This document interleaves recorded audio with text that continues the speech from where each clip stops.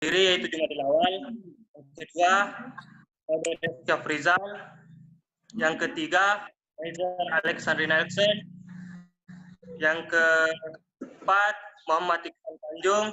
Yang kelima, Muhammad Arung Sudirman. Yang keenam, Fadil Bulia. Yang ketujuh, Muhammad Fadli. Untuk mempersingkat waktu, saya akan memberikan teman saya menjelaskan materi yaitu pada diagram batang. Saya persilakan Muhammad Arung Sudirman. Ya, tunggu dulu ya, dibuka dulu ini aja. PPT-nya. Sedang proses. Kenapa jadi gambar lebay nih gambarnya nih? Kalian kelompok lebay ya? Jangan lebar, Bapak. Lebah. Ya, saya Lebah. share dulu.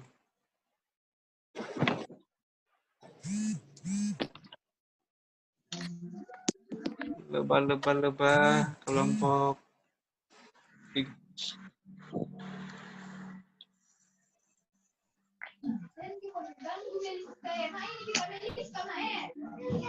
Oi.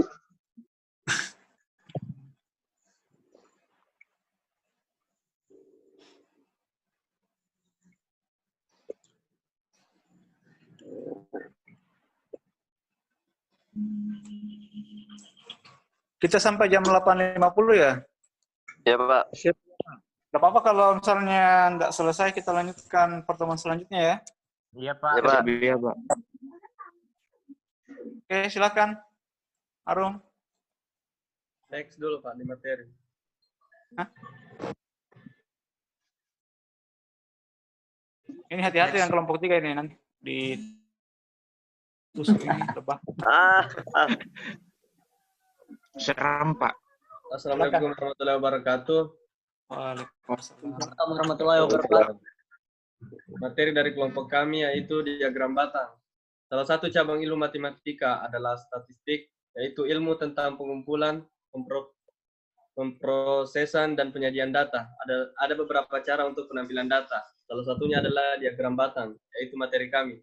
Diagram ini merupakan diagram persegi panjang yang mewakili frekuensi nilai data tertentu. Semakin tinggi frekuensi, semakin panjang persegi panjang yang diwakilinya. Selain itu, diagram batang juga sering digunakan untuk mewakili data tunggal atau kelompok dan berguna dalam menentukan tingkat fluktuasi data. Selanjutnya saya kembalikan kepada moderator. Baik, selanjutnya saya serahkan kembali ke Muhammad Iksan Tanjung membahas tentang tujuan pembuatan diagram batang.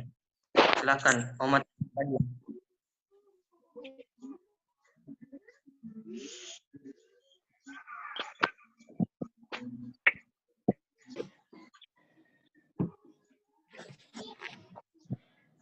Mana Ihsan?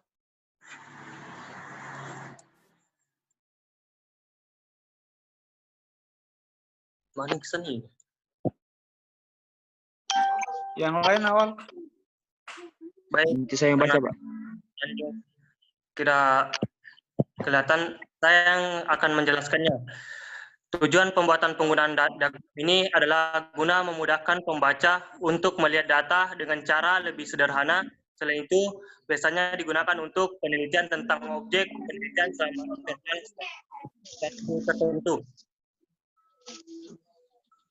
Ya, selanjutnya akan dibahas oleh Maizer Alexander Nelson, itu macam-macam diagram, itu diagram batang, vertikal atau tegak. Silakan.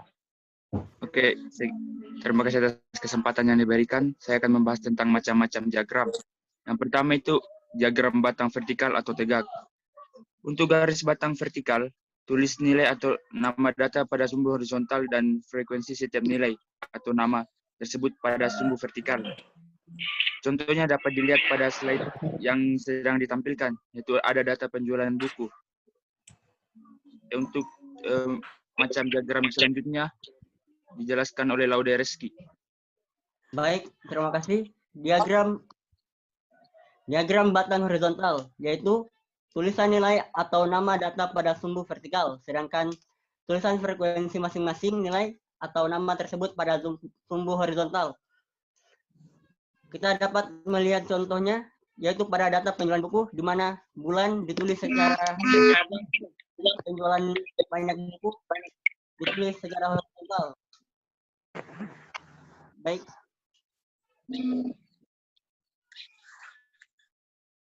Baik, selanjutnya akan dijelaskan oleh Muhammad Fadil Gulia.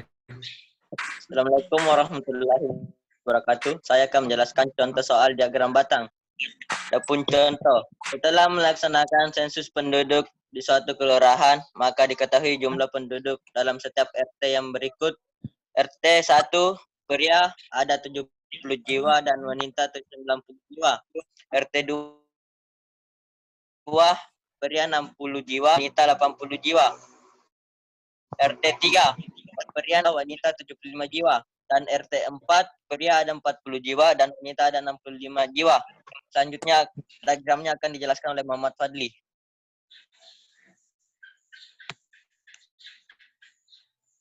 Saya akan menjelaskan contoh soal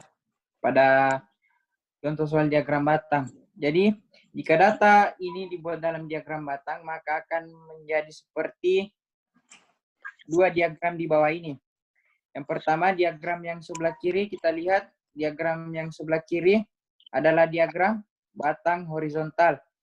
Kenapa? Karena pada sumbu vertikal atau sumbu Y terdapat nama data. Sedangkan pada sumbu X atau horizontal terdapat nilai dari setiap data tersebut.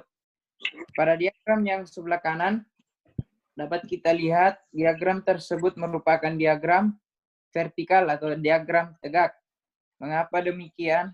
Karena pada sumbu Y terdapat nilai data, sedangkan sumbu X atau sumbu horizontal terdapat nama data. Sekian dan terima kasih. Baik, itulah tadi presentasi dari kelompok kami. Mohon maaf jika ada salah kata.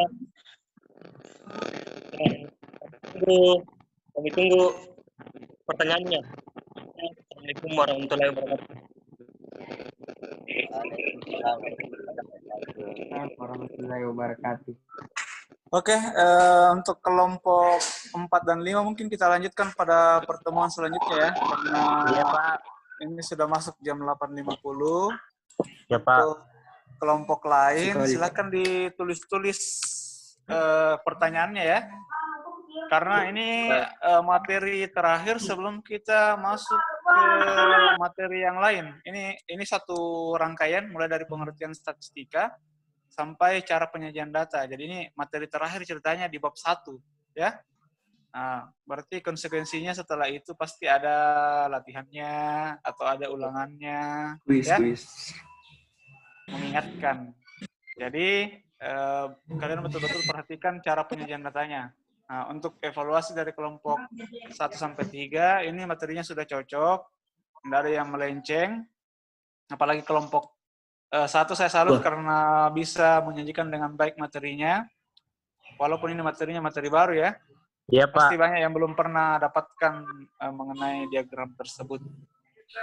Ya, saya kira demikian pembelajaran kita hari ini, dan yang belum absen di Google Classroom tetap mengisi absen. Kemudian jangan lupa memberikan tanggapan tentang pembelajaran kita hari ini di Google Classroom. Ya, demikian pembelajaran kita hari ini. Tetap semangat ya. Berdoa supaya kita segera bisa ketemu di sekolah ya. Supaya pembina juga tidak kesepian ini.